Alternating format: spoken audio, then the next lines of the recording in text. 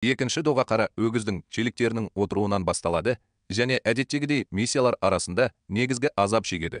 Ал жол бойында құстар жаңа атау ойлап табады. Бірақ содан кейін лак береді. Олар оны Неру деп атайық дейді. Птахаға қысқасы жаңасы көлік жүргізгені ұнады. Содан кейін курьері бар қалпақ пайда болды және жақын жерде жаңа қирандылар ашылғанын айтты. Және қызығушылық үшін сұрыптаудың қиындығы мынада. Метро дәл жау фракциясымен Алмас патшалығымен шекарада пайда болды. Яғни, тәртіпсіздік шындыққа жанаспайтын болады. Қысқасы, Яме патшаның бұйрығымен өзінің ең жақсы 3 имбецилін тапсырмаға жібереді. Оны стекер бала басқарады. Ал, сіз оны түсінген сияқтысыз. Солай ма? Лак шашқа арналған сәндеуге теңмес саған. Міне, балалар 3 жанкешті аңшы өлген ағаштың алдына тастап кетті. Бұл жерде укладкада бастықтың жеке курьері болып табылатын Фенерал тек өзі барған жерлерге телепортация жасай алатынын айтады. Ребзики метроға кіре берісті тез тауып алды. Лак кездейсоқ қабырғаны құлатып алды. Ал бикештері бар науқастар сарқырама лабиринтіне түсіп кетті. Бір қызығы, бәрі текше тәрізді. Рубик қайда бұрау керектігін түсін. Ал метрода бұл сиқыр үйіндіге толы, тек Остыч мананы сезбейді. Және олар екі жаққа да жететіндей тұзақтарды итеріп жіберді. Қысқасы,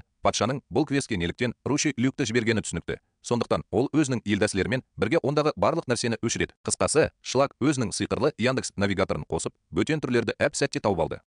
Ол өзінің электрлік сандалдарын айтып, әлдебір жігітпен Махачқа жүгірді. Мен газ бергенді жақсы көремін. Дана, тәпішке, Аста мен Найл оңаша қалып, баспалдақпен серуендеуге шықты. Олар серуендеп, бір-бірімен сыпайылықпен алмасты. Содан кейін оларды осындай үлкен гүлді сиқырлы важайна таңғалдырды. Ол жүзім бұталарын жайып жібергендей, оларды таңғалдырды. Ал Ребзики бәрі жақсы деп ойлады. Хана Им, Челики алтын таңнан қалай пайда болып, кедейлерді құтқарды. Бұл арада ол люктің астында қандай да бір подланка ойлап тапқаны маңызды болды. Және белгілі бір себептермен ол жас жігіттің күшеуі керек екенін жасырып, жас қанатты желді осындай ізденіске жіберді. Ал сол кездегі науқастар шошып кетті. Аяз ата өзінің әдепсіздігі үшін астаға секірді. Аннаэль Мимоза мен әжесінің жанжалына түсті. Бір жас жігіт осылай тұрып, Челики бітеліп қалды. Кім метродан бірінші болып өтіп, ажырасып кетті, деп ойлады. Жел қанатының отряды нысанаға қарай жылжып бара жатқанда, штурман қыздың арқасында жаңғақ пен дворян алдыңғы есікті есіне түсіре алмады. Сонда құс ойланып қалды. Мен алмаймын, және оларды кіреберіске нұсқады. Ал Лак қазірдің өзінде ол жерде көңілді болды, және Бандюковты біреуден басқасының бәріне шашып жіберді. Олар ешкі сақалымен сөйлесті.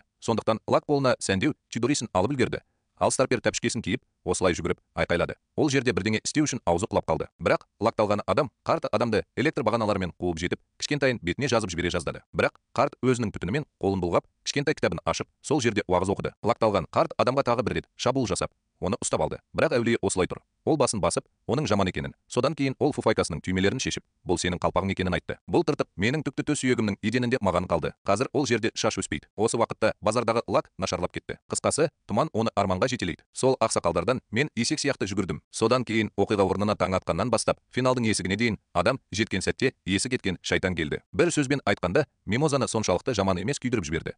Ал пациенттер бірге қалды. Ал адам сөзбе-сөз гауһар тасқа айналды. Тіпті маңдайында жұлдыз жанып тұр. Дәлірек айтсақ, үшеуі. Ақырында лакталған адамның қолбасын жұлып алды. Ол қазірдің өзінде жарқырап тұрды. Сандалдарын шешіп, Таностың қолғаптарын шешіп алды. Лакталған адамның флешбекінде біз оның балалық шағында анасының оны ұрып соққанын білеміз. Өйткені ол әрқашан басын шайқап, әлсіз болған. Бір күні ол патша сиқыршысын ұрып соғып, электр қуатын оятқанға дейін. Анам оған электрик мамандығын оқып, үнемі жеңіске жетсін деп сыбырлады. Сондықтан кішкентайы жекпе-жекке әуес болды. Қысқасы, Лак қалай болса да, Дедан оны байлап тастады. Ал бұл арада алтын таңның балалары гауһар таспен ұра бастады. Ал лакталған жаңғақ дәл уақытында келді. Бірақ лакталған адам менің жеке ойыншы атам Инсайд екенімді айтып, Деданға асығады. Қысқасы, аста тамақ ішіп, қол бұлғап, түтінді сол жерге шашып жіберді. Бірақ көп жағдайда. Бірақ содан кейін қария түтін зынданын сиқырлады. Бірақ ол түтін пердесінің оны көруге кедергі келтіретінін бір ғана фактіні ескермеді. Қысқасы, нағашысының сенсорлары сиқырлы күш ағынына бағытталған, ал Астада ол жоқ. 3 жасқа қалды. Деданнан айласын асырып, Аста оны қатты ұрып жібергені сонша, ол жақ сүйегінен айырылып қалды. Габела тіпті алтын бұйымдарды да сүйреп апармады. Қара шашты адамның сиқыры, мен гауһар тасты қылышпен сиқырладым, бірақ Астадан да көп. Аста Деданның соңына дейін барды, бірақ ол түтін шығаратын пароходты ойлап тауып, оны берді. Жігіттер оның артынан жүгірді, бірақ ол бір жерде телепортаж жасап, ұштарымен жоғалып кетті. Гауһар адам қазірдің өзінде алтын таң фильміндегі жігіттерге темекі шегуге күш береді. Ал маңдайында жұлдыздары бар адам гауһар патшалығы экспериментінің жемісі болып шығады. Қысқасы, маңдайындағы дәл осы кристалдардың арқасында үлкен манақоры бар ымбыва адам. Содан кейін Клаус найзасын гауһар тастың қасынан өткізіп жіберді де, ол сорғышты шақырып алып, үлкен сойылын сермеп, бар күшімен үрлеп жіберді. Ол жерде жас жігіт желдің қанатынан әрең жалтарып, өзін жұлып алуға тырысты. Ал 3 жұлдызды ер адам жалпы алғанда барлық шабуылдарды желмен ұрып соғып, хрустал сауытын киіп, Сацкиді көтеріп, серуендеп жүрді. Алмаздан шаршадым.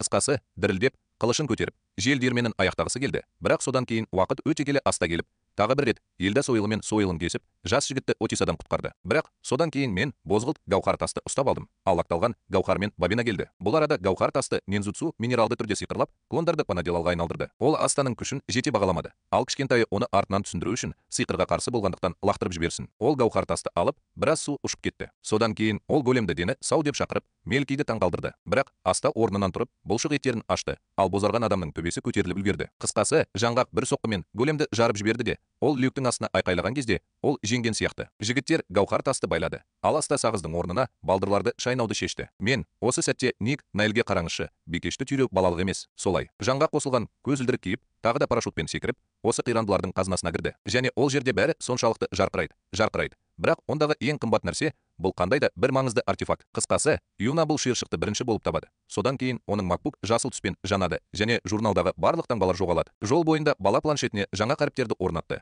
Ал бұл арада бозарған оянып, голем сауытына қайта кіріп, оның ішінде отырып, жараларын басып қалды. Қысқасы, бұл жерде схема стандартты. 4 элемент бар. Әр адамға бір-бірден ешқандай ерекшелік болмауы керек. Бірақ бозғылттың өзі ерекшелік болып табылады. Өйткені олар оған 2 садақ енгізді. Енді баланың аузы кернейге толы. Сулы тартқыш оны алдымен 40 қабат сорпасынан алды. Содан кейін аста гауһар тасқа айқайлап, бүкіл саятшылыққа жүгірді. Бірақ қабырғаға тесік жасап ұшып кетті. Гауһар тастардың шыңдарындағы жігіттер дірілдеп жатқанда, Мимоза Алені ұруға тырысты. Бұл бозарған адамды қатты ашуландырды және тау режимін қосып, ол бәрін суға батырды. Анимедегі психопаттың әдепкі бейнесі осындай. Қысқасы, олар қабірге жаңа ғана кірген кезде, қарағұс астиді белгілі бір қабырғаға көрсетті.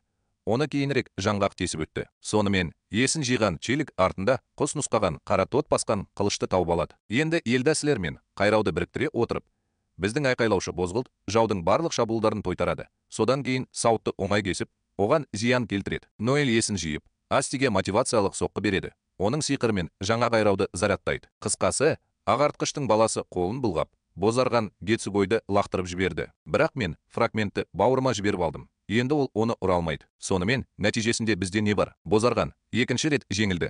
Астана тынысынан шығып кетті. Мимоза айқайлаған адамды сорып алуға тырысады.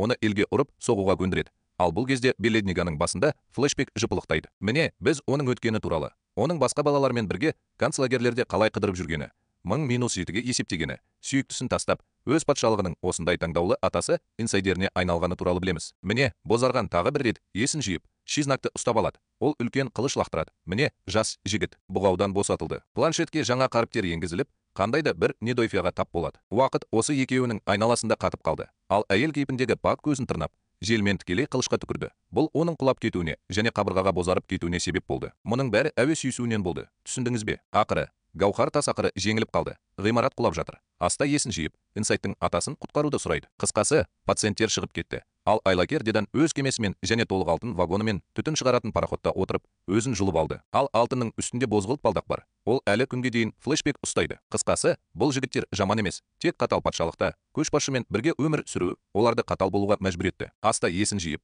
қайтадан айқайлай бастайды. Бәрі қуанады және қуанады. Ал Клаус екі баланы лайықты сиқыршылар деп таниды. Осылайша қара жапырақшаның екінші дұғасы аяқталды. Тұтастай алғанда, бұл дұға алдыңғыға қарағанда әлдеқайда қызықты болып шықты және менің қайталауым сізге ұнады деп үміттенемін. Және сіз бұл видеодан кем дегенде 1-2 торт айттыңыз. Балалар, шыдамдылықтарың үшін, көргендерің үшін және каналға жазылуларың үшін көп рахмет.